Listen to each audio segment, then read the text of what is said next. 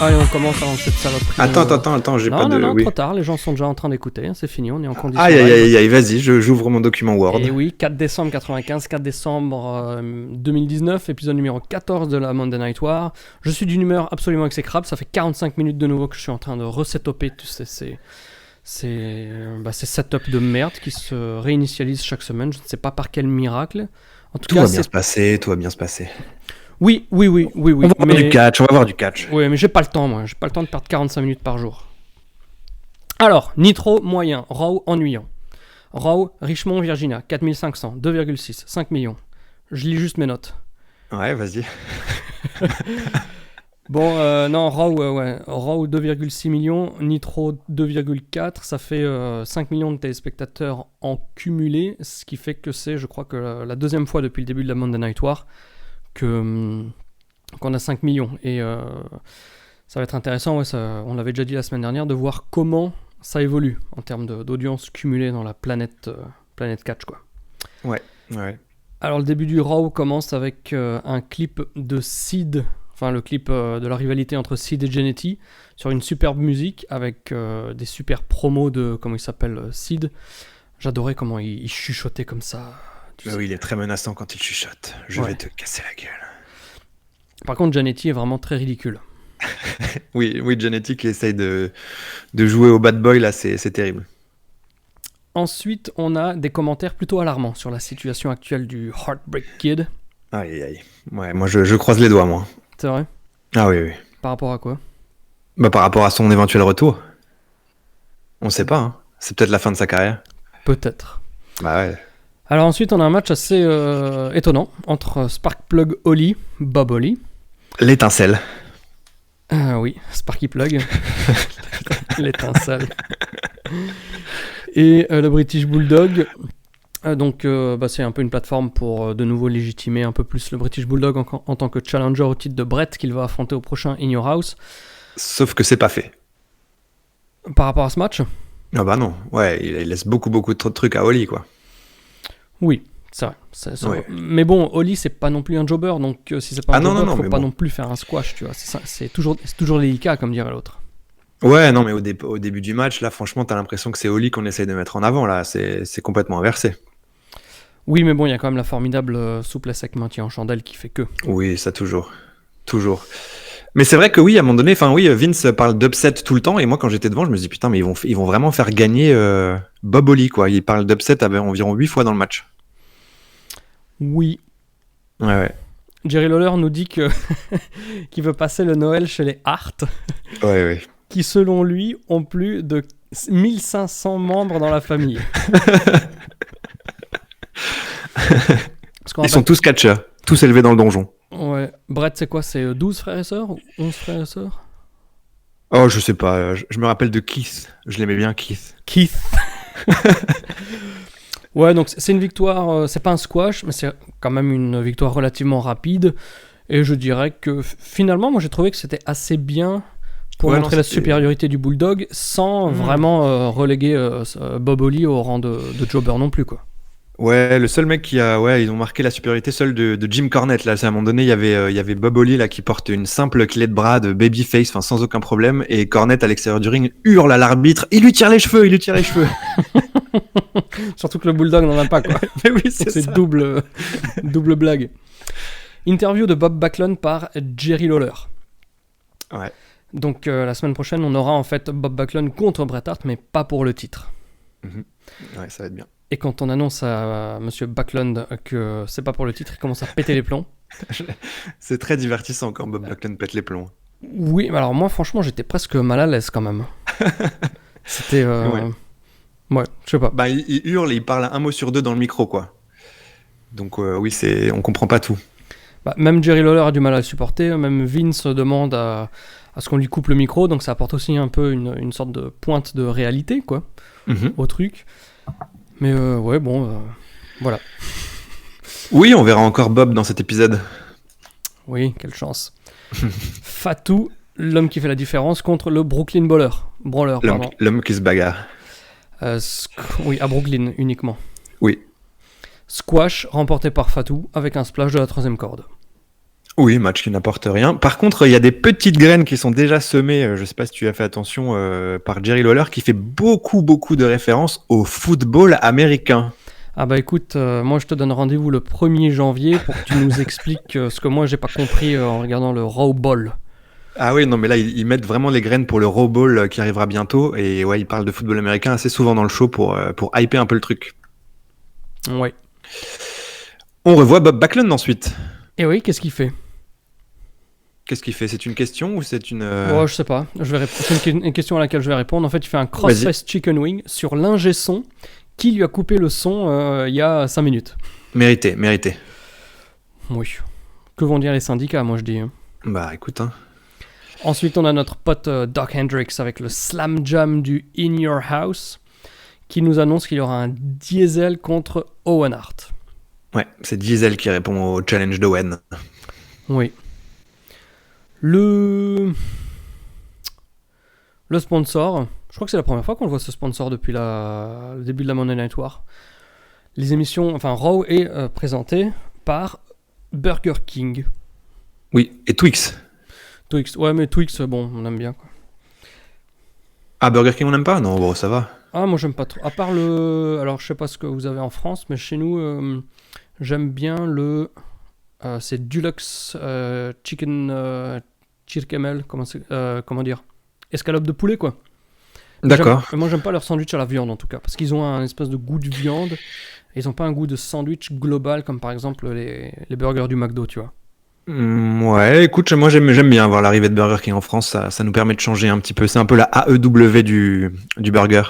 Oui, mais comme la AEW, on n'est pas obligé de tout aimer. Mais j'aime beaucoup plus les frites, et ici, à Budapest, quand tu demandes un menu genre XLXL chez Burger King, en fait, c'est 750 ml de boisson et un bucket de frites genre à 2, c'est... Voilà quoi. D'accord. À 2, c'est déjà difficile. Voilà mon avis pour le Burger King. Oui. Moi, je préfère Jack in the Box. Oui, alors moi, je préfère le Philly cheesesteak de Arby's. Putain, le mec. Moi, je préfère le pad thai à Bangkok. Ah non, Jack in the Box, c'est pas mal, hein. Jacques dans la boîte. Oui. Oui, très bon. Tu veux nous en parler peut-être un petit peu plus tard ? Oui, si tu veux. Ensuite, Razor Ramon contre le doyen de la faculté, Dean Douglas. Donc, Shawn Michaels, il est blessé. Oui, ça jusqu'à présent, on est au courant. Le cœur de tout le monde est touché. Et Razor. Et oui, son cœur, ainsi que sa botte. Parce que sur sa botte, il a mis un bout de tape, là, donc de scotch d'adhésif blanc, avec marqué dessus Shawn. Ouais. La cheaperie du truc, quoi. Même un enfant de 9 ans qui va à Carnaval, il ose pas, quoi. C'était comme toi, Philou Maoulida, tu sais, quand il marquait des buts avec l'Olympique de Marseille, il sortait sa petite bandelette pour mettre ses petits messages. Tu te rappelles de ça ? Ouh là là. Non. Ah si, référence footballistique que tu dois connaître. Mais oui, là, c'était pareil. C'est post 2003, je pense. Post 2002, non ? Post 98. Ouais, oui, un peu après. Ouais. Moi, je me suis arrêté en 98, je pense, approx. Mais ouais, non, mais là, non, c'est vrai que c'est n'importe quoi. Après, dans l'idée, je trouve que c'est plutôt pas mal pour mélanger un peu la réalité et la fiction. Mais après, dans l'exécution et le petit bout de scotch sur la bottine, c'est bof. Donc, le match, il est plutôt classique, mais plutôt bon. Moi, j'ai bien aimé. Avec notamment un super spot d'abdominal, comment ça s'appelle ? Prise du maquis renversée. La prise du maquis. Oui. Franchement, il était bien ce spot, quoi. Oui, c'est vrai. Donc moi j'ai bien aimé. Par contre, j'ai trouvé que la victoire arrive bien plus rapidement que ce qu'on pouvait penser. Oui, bon là après Dean Douglas c'est sa fin à la WWE, donc là ils le font partir, il en profite pour mettre un peu en avant les autres. Il est un petit peu enterré en partant quand même, l'ami Dean. Oui, mais c'est son dernier Raw d'ailleurs. Oui, c'est ça, voilà. Ouais. Semaine prochaine, Shawn Michaels va nous parler. Ouais.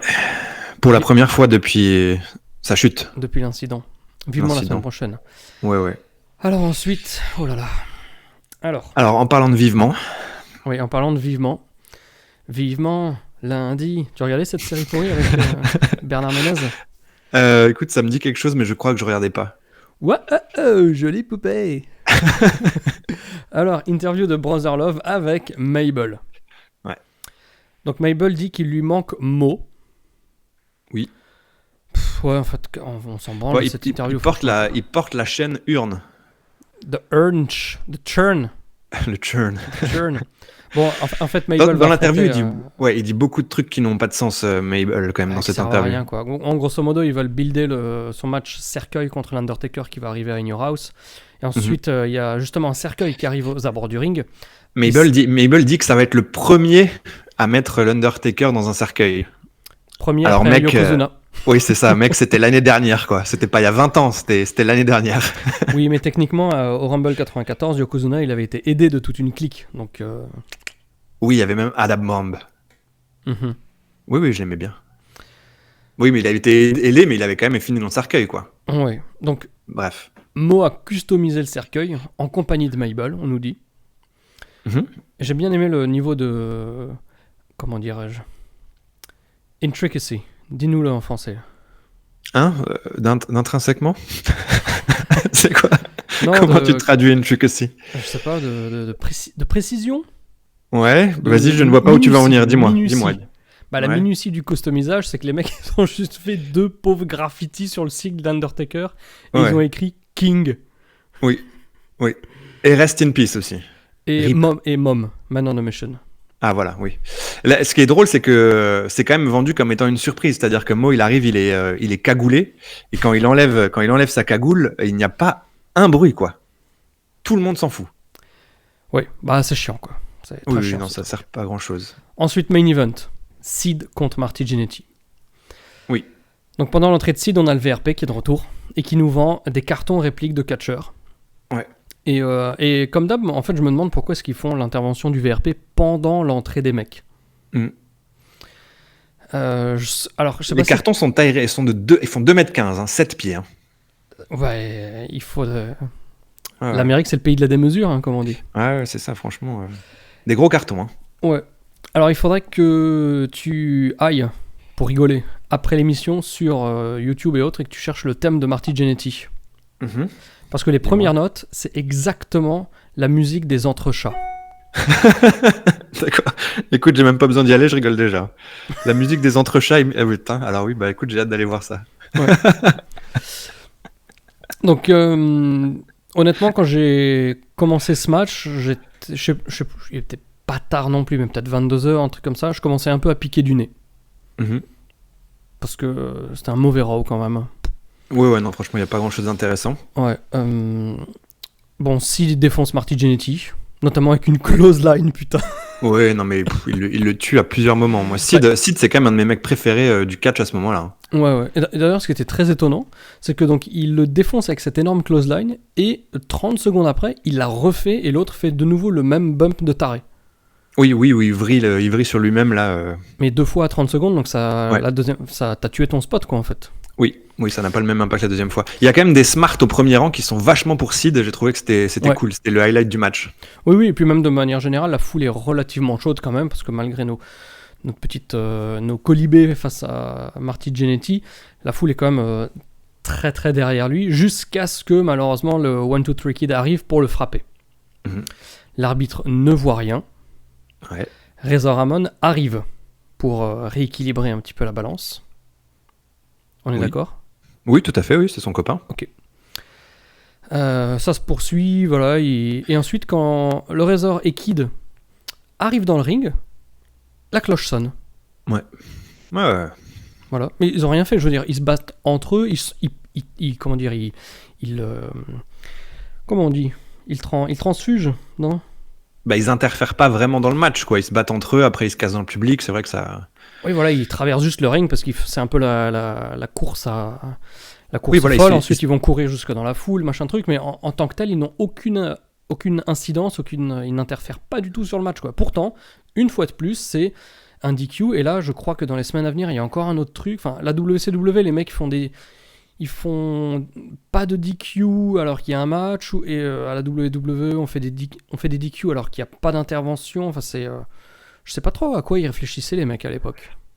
Déjà en termes de quantité, il y a 3 DQ par show, quoi. C'est après en plus les raisons sont pas toujours bonnes, mais ouais, c'est ouais. Après le match, une énorme power bomb et pareil là ça pop, quoi. Ouais, mais enfin les deux, ils partent dans la foule, donc Razor et le Kid. Ensuite, la cloche, elle ressonne. Donc moi, je me suis dit, ah bon, ok, on va faire fi de cette intervention. On va faire... le match va recommencer. Je sais pas. Mais, Penses-tu Mais oui. Et là, Vince nous dit que non, il y a bien eu disqualification. Ouais. Et alors que le ref lui-même, l'arbitre, n'a rien vu. Lui-même, de tout ça. Donc moi, quand on m'explique déjà ce qui se passe à la télé, je comprends pas trop. Donc c'est impossible que la foule sur place ait compris quoi que ce soit. Ouais. Mais comme dit, elle s'en fiche parce qu'elle est pour Sid et elle est contente quand il explose Marty Jannetty encore une fois. C'est vrai. Ensuite, on a l'interview du docteur de Shawn Michaels qui va nous faire la liste de tous ses symptômes. Ouais. Ça, c'est bien, ça. Ça, c'était vraiment bien. On dirait un épisode de striptease un peu dans la manière dont c'est filmé. Oui, c'est vrai. On passe dans les coulisses de l'hôpital, on voit des infirmières courir et tout. C'était pas des infirmières sexy? Non, une infirmière ne se doit pas d'être sexy, Yann. Pourquoi pas? Ça fait pas partie des critères de sélection. C'est pas dans le JD, dans le job description? T'as trop regardé de films porno. Ah bon? Moi, j'ai pas besoin de regarder la télé pour... Tu vois ce que je veux dire, hein? Je me rappelle que quand on était plus jeune, tu m'avais copié, je crois, sur cassette vidéo. Je crois que c'était SummerSlam 1998. Et dans une blague vraiment à la hauteur de Jerry Lawler, tu m'avais marqué sur la cassette SummerSlam 98 plus porno.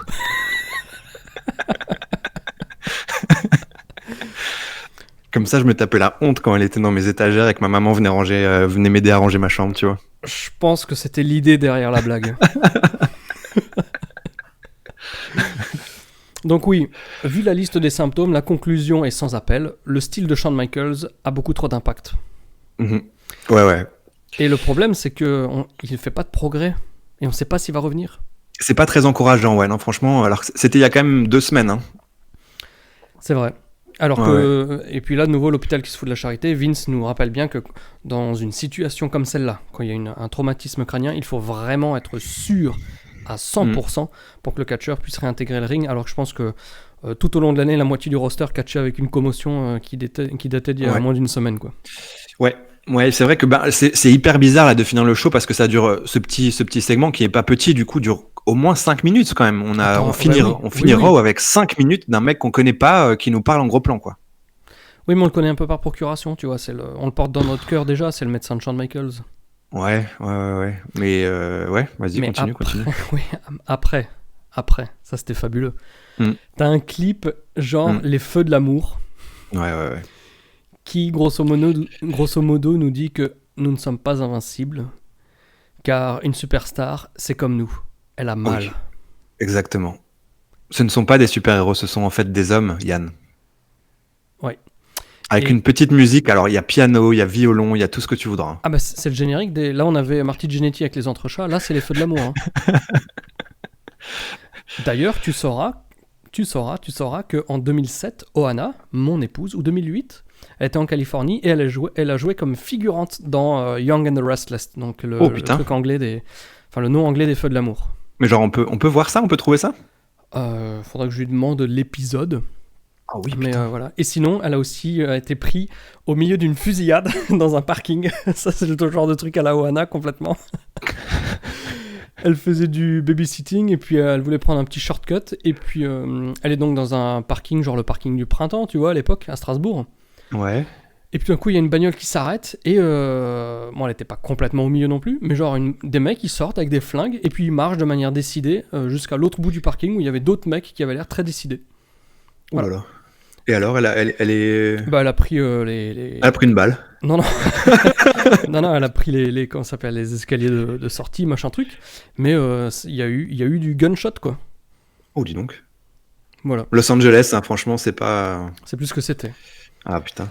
Donc c'est là-dessus qu'on se termine ce très mauvais épisode de Raw avec une phrase qui nous dit que est-ce que Shawn Michaels devrait revenir dans le ring tout court.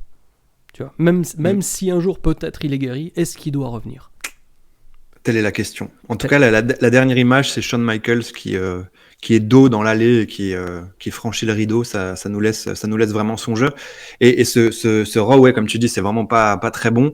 Mais il y a pas Diesel, il y a pas l'Undertaker, il y a pas Owen, il y a pas Brett, il y a pas Shawn Michaels. Du coup, il joue vraiment avec un effectif quand même hyper réduit et ça se sent malheureusement énormément. Oui. Alors, en préambule, j'ai une question pour toi, pardon. Oui. Pourquoi le Nitro que tu vas nous présenter dure 55 minutes? Parce qu'il y a un grand match et que du coup, ils s'en foutent s'il dépasse. Ils nous l'expliquent plusieurs fois. Très bien. On en parlera. Formidable. Ouais. Donc, tu nous avais déjà dit combien il y avait de personnes? Je ne sais plus. Donc, on est à Phoenix, en Arizona, devant Oui. 9000 personnes. Je crois que c'est la plus grande foule depuis le début de la Monday Night War. Ah oui, clairement. Et 2,4 millions de téléspectateurs. Voilà, une ville qui nous est un petit peu chère, Yann, dans notre passé commun. Expensive. Tout à fait, c'est notre premier voyage aux États-Unis. En tout cas, c'était le mien. C'était mon premier voyage aux États-Unis. Toi aussi, hein? C'était non, moi c'était mon C'est pas vrai? 4e. Quoi? 3e. Ah, mais c'était ton premier WrestleMania, par contre. Oui, premier WrestleMania 26. Oui, voilà. Non, j'étais allé à New York en 2002. Ah. Pennsylvanie en 2009. Montréal en 2009 aussi. Ah, donc c'était peut-être le premier voyage aux États-Unis de Alain, notre cher Alain. Il me semble que je partageais mon excitation avec quelqu'un là-bas. Mais oui, et du coup, on était... ça va, moi aussi j'étais méga excité. Oui, si, quand même. On avait vu WrestleMania là-bas, et le lendemain, donc on avait vu Raw dans cette salle, du coup. Ah, c'était celle-là? Oui. Interesting. Oui. Alors, US Airways Center, maintenant ça a changé de nom, je ne sais plus. Talking Stick Resort, un truc comme ça. Ouais, c'était un Raw qui était plutôt cool. C'était les adieux de Shawn Michaels, justement. Alors, tu vois, là, ça ne s'invente pas avec ce qu'on vient de dire. Petite larme, là. Petite larme. Ouais. On commence avec les trois loustiques habituels. Alors, qu'est-ce qu'il a dans son... Los Lusticos. Los Lusticos. Qu'est-ce qu'il a dans son sachet, Bobby Heenan? C'est quoi comme animal? C'est une belette. C'est une belette. Alors, parce que donc, il faut quand même le signaler. Donc, Pépé, le petit chien de Mongo, est toujours présent. Bobby Heenan en a marre et donc il ramène donc une belette, apparemment, on ne voit que sa queue et qui est dans un paquet de chips et qui bouge. On voit bouger la belette tout le temps. Bon, c'est une manière un petit peu étrange de démarrer le show. Ne penses-tu pas? Oui, ça me... Ouais. En plus, c'est tellement mal fait. Oui, voilà, c'est tellement mal fait, bref. C'est un truc qu'ils ont acheté au marché de Noël, qu'ils ont planqué, là, et qu'ils ont remis des piles pendant les matchs. Oui, dans un paquet de Lay's, quoi. Qu'est-ce qu'on a? On a donc Astarcade, qui est donc le WrestleMania de la WCW. On aura un triangle match entre Sting, Lex Luger et Ric Flair pour désigner l'aspirant au titre du Macho Man. Mais les choses peuvent changer ce soir parce qu'on a Luger contre Macho Man pour le titre. Donc, Luger fait partie d'un match pour devenir aspirant alors qu'il est déjà aspirant. Oui, alors déjà, et puis putain, je veux dire, je crois que c'est la première fois qu'on a un gros match pour le championnat depuis le début de la Monday Night War. Personne n'était au courant qu'il y avait ce match de championnat ce soir. Ouais, je sais pas je crois qu'ils le disent quand même la semaine dernière. Ça a été mentionné la semaine dernière, mais ça n'a pas été buildé. Ah oui, non, ça c'est buildé, ça c'est sûr que non. Mais effectivement, oui, voilà, match de championnat à Starcade. Par contre, oui, on sait déjà que ce soir, il faut le défendre. Ouais, c'est ça. Et en plus, dans un contexte bien particulier, parce que donc la semaine dernière, Nitro s'était un petit peu terminé par une bagarre générale, Hogan, etc., etc. Là, on nous annonce que tout le monde a eu un avertissement suite aux actions de la semaine dernière. Et donc, à la prochaine connerie, ils seront sanctionnés. Donc, c'est valable pour Sting, pour Hogan, pour Ric Flair. Bon, on va faire comme d'habitude. On va faire un point sanction. Non, non, mais le truc c'est que cette connerie de sanction, c'est ça, mais c'est ça. Sanction, ils sont en sursis, mais sursis de quoi? Oui, mais c'est ça. Et le truc c'est que en plus depuis le début, là, c'est quoi? C'est l'épisode 14. Depuis le début, on a vu des monster trucks qui écrasent des motos, on a vu des menaces de mort, on a vu un meurtre, littéralement, hein, de Hogan qui pousse le géant du toit d'un immeuble. On a vu un Yeti, on a vu 99 disqualifications, mais la semaine dernière, visiblement, c'en était trop, et donc on a un avertissement général parce que Flair et Hogan ont bousculé un arbitre, quoi. Oui. Bon, voilà, écoute, c'était la goutte d'eau, hein, comme on dit. Voilà. On commence avec un peu de catch, c'est le match pour le championnat par équipe entre les American Males et les champions Harlem Heat. Alors moi, franchement, j'ai beaucoup aimé le début, c'était hyper cool, j'ai bien aimé, l'action était rapide, c'était chouette. Jusqu'à ce que, alors là tu te dis, il y a un bon match de catch, c'est cool, mais non, à la WCW, il va forcément se passer quelque chose qui va capter notre attention ailleurs. Il y a une langue. Le colonel Parker arrive avec une petite boîte rouge, un cadeau qu'il offre à Sherry. Et là, elle l'ouvre, et putain, c'est une bague de fiançailles. C'est une bague de fiançailles. C'est la première demande en mariage à Nitro. Il y en aura pas mal d'autres, hein, je pense, dans la suite. C'est moi ou on nous a jamais dit que les American Males avaient perdu leur titre? Alors là, maintenant, c'est tellement confus et il y a tellement de changements que franchement, là, je t'avoue que je ne sais plus. Si, quand même, non, peut-être. Je sais pas, parce que j'ai aussi mentionné ça, je crois que Harlem Heat devient pas champion à Nitro? franchement, j'en sais rien. Je sais Je même sais pas, plus. putain. On regarde les shows chaque semaine, on sait même plus. Le seul truc qu'on sait, c'est que donc voilà, tout le micmac entre le colonel Parker et Sherry, ça se passe au bord du ring. Et Harlem Heat, le seul truc qu'on remarque, c'est qu'ils en ont rien à foutre. Hein.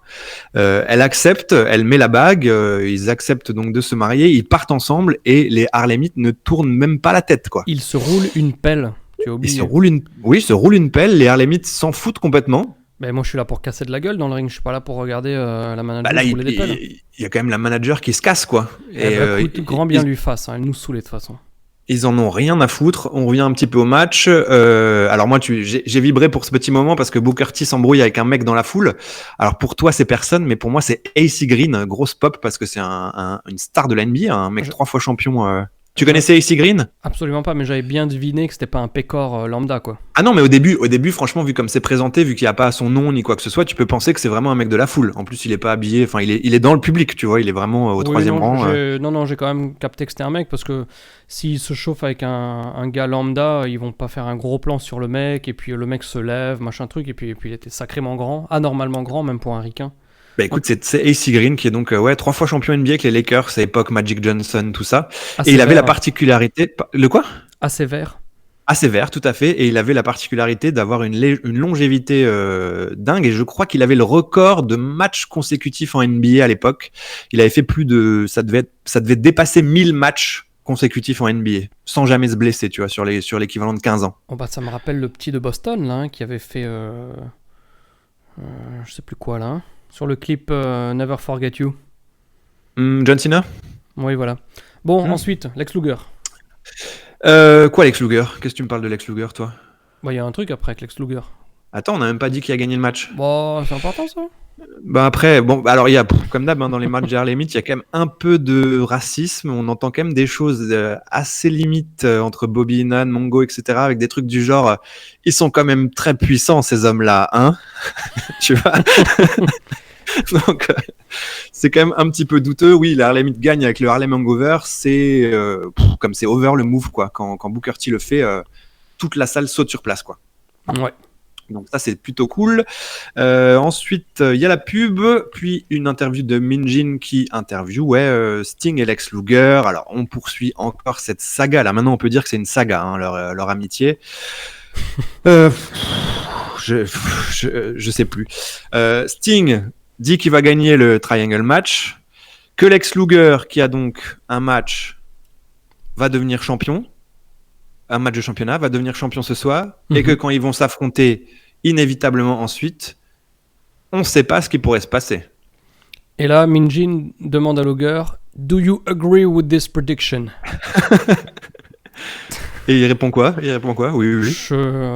Après, je suis passé à Sting contre Kurosawa dans mes notes. Ouais, c'est ça. Alors, ce qui est drôle, c'est que du coup, tu vois, ils sont interviewés tous les deux dans l'allée. Et là, quand c'est fini, Luger rentre au vestiaire tranquillement. Et Sting, il part dans le ring. Et voilà, le match commence. Donc, deuxième match de la soirée, Sting contre Kurosawa. Le colonel est pas là, du coup. On se demande ce qui se passe avec Sherry. Moi, j'ai envie de dire que Kurosawa, sans son manager, il court à sa perte. Il court à sa perte, mais au départ, il s'en sort plutôt bien quand même. Il domine quand même pas mal le début de match. Comme d'hab, il se concentre sur le bras de Sting. Le comeback est hyper rapide, ça finit très rapidement. Scorpion Deathlock. Alors bon, oui, Sting a besoin d'élan avant Starrcade, mais bon, tout de même, quoi. Kurosawa mérite un peu mieux, je trouve. C'était très rapide, là, franchement, il sert à rien. Oui, mais bon, ça reste un japonais qui affronte la top star, quoi. Donc, moi, j'ai trouvé que c'était bien, qu'il n'y avait pas grand-chose à redire. Ouais, en parlant de Japon, on a la promo de Starrcade avec une invasion japonaise de la New Japan et un show qui aura lieu un jour inhabituel puisque ça aura lieu un mercredi 27 décembre. Et comme on disait sur M6, le mercredi c'est permis. Exactement, le mercredi c'était le mardi. Permis. C'était le mardi, putain. Maintenant c'est vendredi. Vendredi c'est permis, non Non, c'était le mardi c'est permis. Parce qu'il n'y avait pas école maintenant, le truc avec Arthur là. Non, mais toi tu connais plus, tu ne vis plus en France, tu ne sais pas tout ça. Non, tu ne sais pas ce qu'on nous inflige à la télévision. Je n'ai pas envie de savoir, je te parle juste de la grande époque où on n'avait pas école le mercredi matin. à l'école primaire et que le mardi soir, sur M6, il y avait le mardi c'est permis. Et on avait le droit de regarder la télé parce que le lendemain matin, on se levait pas. Moi, je me rappelle pas de ça, je me rappelle juste de le truc de Classe Mannequin avec Cachou. Et Vanessa Demouy, mais ça c'est pour un peu plus tard. On était tu avais Oh, déjà des non. poils au pubis à l'époque de Classe Mannequin. C'était pas l'école primaire. Tu es sûr de ça? Certain. Bon, en tout cas, je me rappelle que Cachou me faisait quand même un petit effet déjà à l'époque. Ah bah, l'effet Cachou. L'effet Cachou, tout à fait, voilà. Ensuite, pub pour Saturday Night. Au programme, on aura Disco Inferno contre Johnny B. Bad, on aura Big Boba Rogers contre Eddie Guerrero, et on aura, alors là, première nouvelle, Chris Benoit et Brian Pillman en tag. Alors, donc, je me corrige, Classe Mannequin, c'était... toi, tu avais 8 à 9 ans et moi, j'avais 9 à 10 ans. Tu vois, oui. Bah, dis donc. T'es petit, hein. Oui, donc Benoit et Pillman en tag. Donc là, ça veut dire que... Enfin ouais, Benoit fait partie des Horsemen et on n'en sait absolument rien. On l'apprend en voyant un graphique qui nous parle de Saturday Night, le programme qu'il y aura dans ce show-là. Oui, mais je vais quand même, apporter une petite pointe de réserve parce que au moment où on enregistre cette émission, on a regardé les Nitro jusqu'à la fin du mois de décembre, en tout cas pour moi, et c'est la seule fois où on voit vraiment Benoît comme un Horseman. Donc même il est évoqué, hein. Il est évoqué quand même à plusieurs reprises. Oui, il est évoqué, mais on le voit jamais. Je veux dire, ça ne se matérialise jamais par un match à Nitro, pardon. Ah oui, mais donc là c'est simplement pour dire qu'il y a des choses importantes qui se passaient encore en dehors de Nitro. C'est un truc qui est pas du tout concevable maintenant, tu vois. Imagine, je sais pas si le Shield là se reforme un main event et qu'on nous l'apprend à Raw, tu vois. Ça va pas du tout. Enfin, bref. Troisième match. Alors putain là franchement moi j'étais excité comme c'est pas permis parce qu'on a le géant contre Scott Norton. Donc là le match des mammouths. Une blague sur les supermarchés? Non, pas du tout. À cause de géant ou mammouth? Bah là, je pense les deux. Je vais faire une blague antivirus plutôt. Donc, écoute, le géant a des pyros pour son entrée. C'est quand même pas pour tout le monde. Est-ce qu'il les vend? Comment ça? Dis-moi. Vampiro? Ah, oh là là. Non, mais parce que justement, après, on parlera plus tard de la manière de vendre du géant. Alors, je pensais que c'était aussi lié à ça. Bah, c'est sûr que c'est compliqué de vendre quand on a un bras bloqué dans une bretelle. Effectivement. Quelle nullité ce truc. Ouais. Par contre, ce qui est pas nul, c'est quand même Norton. Il soulève le géant. Oui. Et il marche avec pendant 6-7 secondes, quoi. Ouais. C'est même pas genre je le soulève, genre body slam sur André, il le soulève et il fait le tour du ring avec. Ouais, il marche tranquillou, quoi. C'est il a pris son pack de Force 4. Et puis mais c'est un peu comme... moi, ça m'a vraiment rappelé le moment où tu étais à ce WrestleMania 30, où Cesaro soulève le Big Show pour gagner la bataille royale. Et en fait, le mec est tellement puissant, en fait, tu as pas l'impression que c'est incroyable, tellement il a de la facilité à le faire. C'est vrai. Et je trouve que ça nique un petit peu le moment parce que là, Norton le fait tellement facilement que t'as pas l'impression de vivre quelque chose d'extraordinaire, tu vois. Son visage est pas du tout marqué, il a pas l'air de souffrir.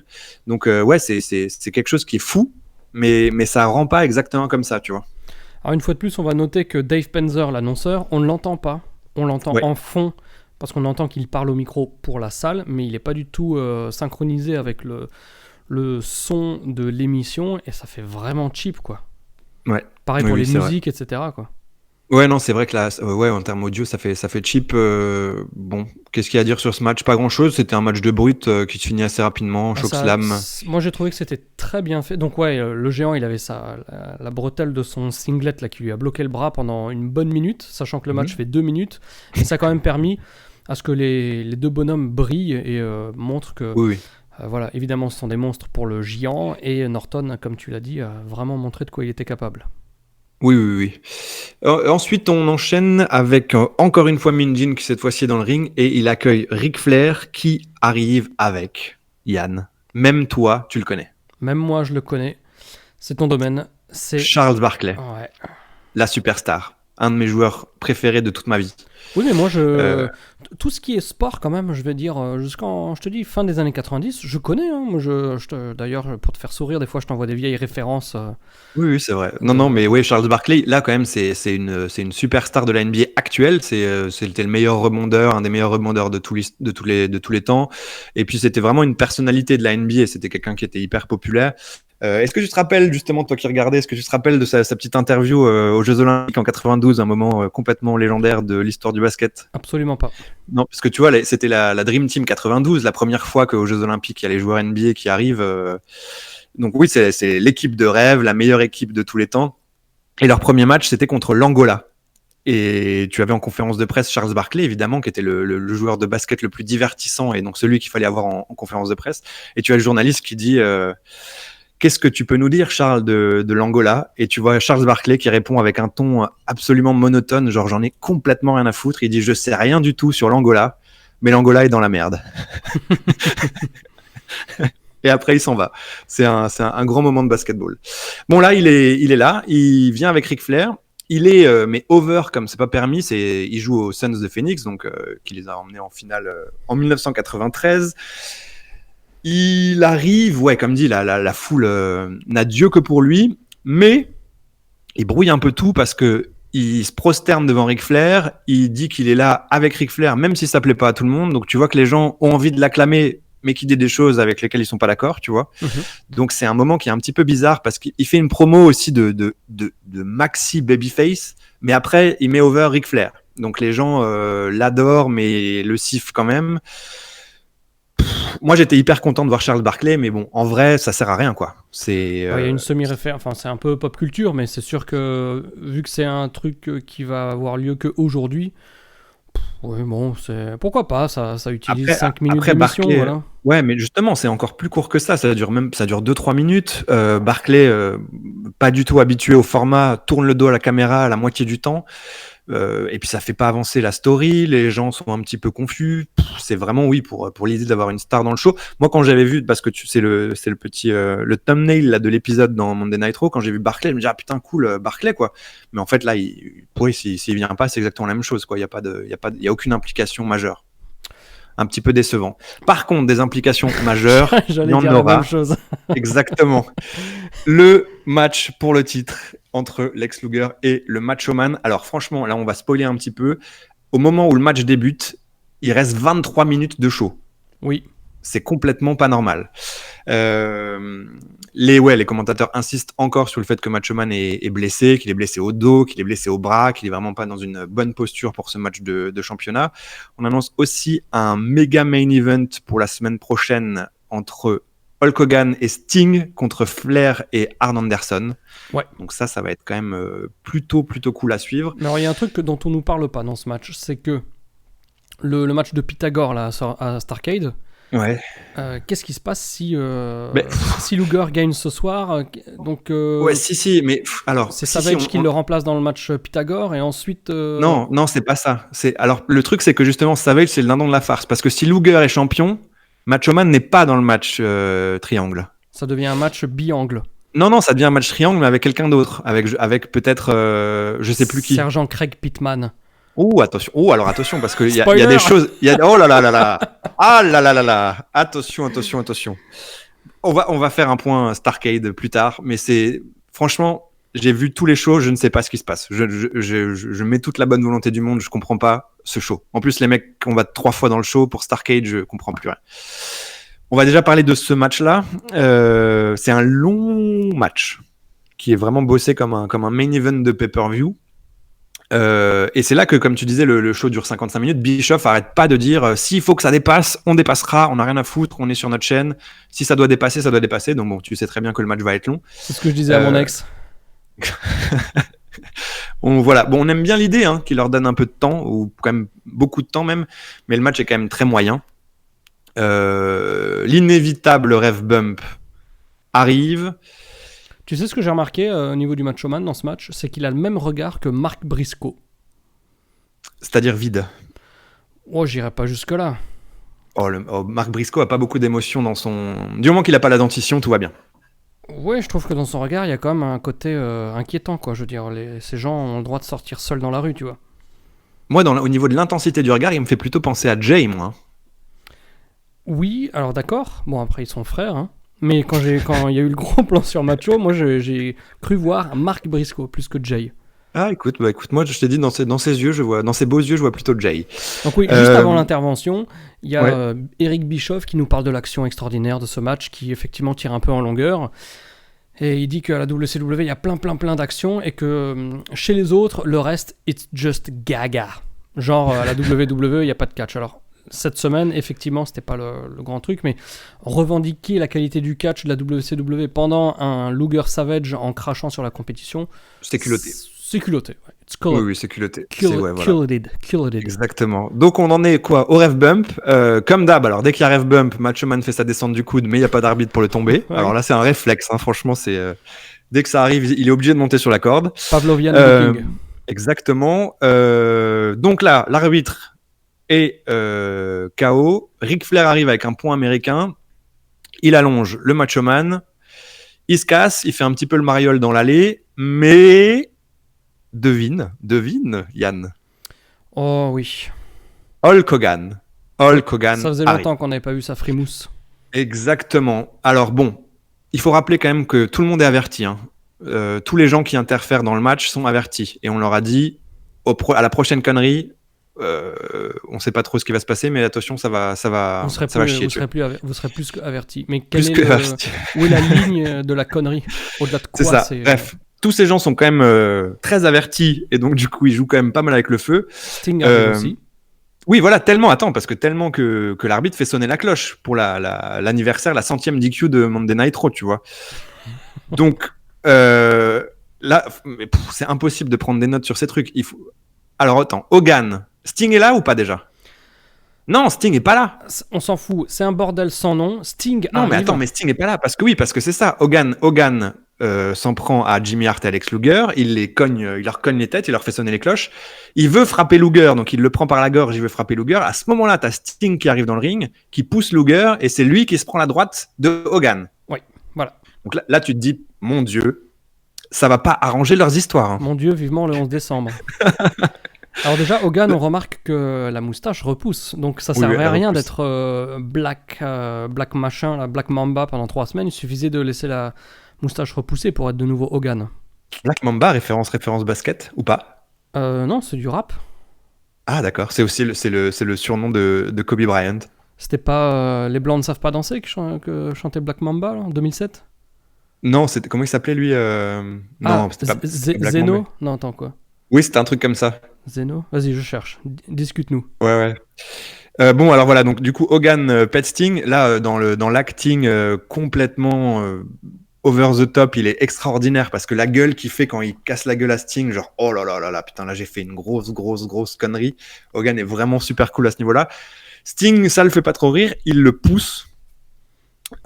Hogan, en réponse, déchire son t-shirt. Là, Yann, tu es toujours là? Oui. Dans le public, c'est l'hystérie collective. Ouais, complètement. Non, mais Hogan et Sting se font face, c'est la folie. Franchement, c'est génial. Et là, tu te dis quoi de mieux que calmer tout ce qui se passe? Oui, que de finir l'émission, ça serait cool, mais donc quoi de mieux que de calmer tout ça avec le Macho Man qui arrive et qui dit « Allez les gars, calmez-vous. » Ouais. On passe à la pub. En revenant, Minjin accourt pour dire « Je veux un petit peu les impressions de tout ce beau monde. » Alors l'artiste, c'était James Dino. James Dino, exactement. Ouais, exactement. Il n'avait fait que ça. Il a fait que ça. Comme l'autre, à la même époque, il y avait les garçons avec la cédille, là. Ça passait c'était la jeune fille, là. Oui. Garçon, ça fait Garcon. Oui. Qui ressemblait beaucoup à Julie. Tu te souviens de mon amie Julie de l'époque? Oh, Julie était tellement plus belle qu'elle. Tellement bonne. Mais... non, je ne te permettrai pas de parler comme ça de Julie. Julie était une merveille. C'était une merveille. Qu'est-ce qui se passe? Oui, alors Hogan, pour la 1000e fois, questionne la loyauté de Sting, qu'il avait promis il y a 2 semaines de ne plus questionner. C'était il y a 2 semaines, on fait table rase. Exactement. Alors voilà, c'est la question, l'éternelle question concernant toute la carrière la deuxième partie de carrière de Sting, c'est de quel côté est Sting? C'est une question qu'on se posera plusieurs fois dans le futur. Jusqu'à Uncensored 97 même. Oh, alors là, on parlait de pop, mais alors la pop, là, Uncensored 97, c'est quelque chose. Hein. Ouais. Qu'est-ce qu'il dit? Oui, Sting, du coup, Sting toujours foutu dans un coin, il s'explique encore une fois en disant que Lex Luger, c'est son ami, qu'il n'est pas d'accord avec tout ce qu'il fait, mais qu'il ne le laisse pas tomber pour autant. Macho Man, il vient pour ramener sa fraise comme d'habitude, pour dire ouais, j'avais vu que Lex Luger, dès le début, dès le premier jour, je vous avais dit que le mec était pas net, ça sert à rien, enfin c'est une intervention qui ne fait pas avancer le schmilblick. Ça traîne en longueur, mais Sting promet de garder Lex Luger loin de Hogan et Savage. On atteint les 55 minutes de show, et comme toutes les semaines, ça finit sur un truc qui est... comment dire, enfin ouais, comme tu l'as dit avant, si tu arrêtes sur la confrontation Hogan-Sting, c'est la meilleure fin de Nitro depuis le début, quoi. Mais tout le temps, ça peut être Ouais. chronologique, enfin comment dire, de manière un peu crescendo-esque. Chaque semaine, il y a une nouvelle meilleure fin potentielle, sauf que c'est jamais la fin. Ouais. Et c'est surtout que là, comme dit, t'as un niveau de tension, la foule en plus, enfin visuellement c'est dingue. Les gens sont en train de sauter sur place pour genre putain, il y a Hogan Sting. Et là, oui, au lieu d'arrêter là-dessus, t'as un segment au micro qui apaise les tensions en fait. 9000 personnes. Ouais, non, franchement, c'est très, très, très, très décevant comme fin. Très décevant comme fin. Je sais même plus, j'ai même pas noté s'il y avait une suite avec les 3 commentateurs qui t'expliquent. J'ai juste marqué. Vite fait, comme d'hab, mais voilà. Mais par contre, ils vont un peu apprendre de leur enseignement dans les semaines à venir. On verra ça en détail. Mais ouais, c'est là-dessus que cette émission se termine, et c'est là-dessus que cet épisode de Monday Night War, le 14e du nom, se termine. J'espère qu'il vous a plu, les amis. Voilà, c'était une semaine un petit peu sans. Voilà. Oui, c'était pas un grand cru là. Franchement, c'était vraiment pas un grand cru. It's not a big crew. Mais bon, après, sur le main event et sur la fin du main event, ça mérite quand même d'être vu parce que la foule est incroyable. Oui, ça pour ça, oui. Oui. Bon, bah voilà, les amis, merci d'avoir écouté l'émission jusqu'au bout. Parce que si vous entendez cette phrase, c'est que vous l'avez fait, donc merci beaucoup. Oui. Merci à toi, Dimitri. Merci à toi, c'était un plaisir. Vivement la semaine prochaine pour savoir ce qui va se passer entre Lex Luger et tout le monde. Espérons. Donc voilà, allez, rendez-vous mercredi prochain, le 11 décembre 2019, pour l'épisode numéro 15 de la Monday Night War. D'ici là, gardez la passion et regardez du catch 24h/24. Bye bye.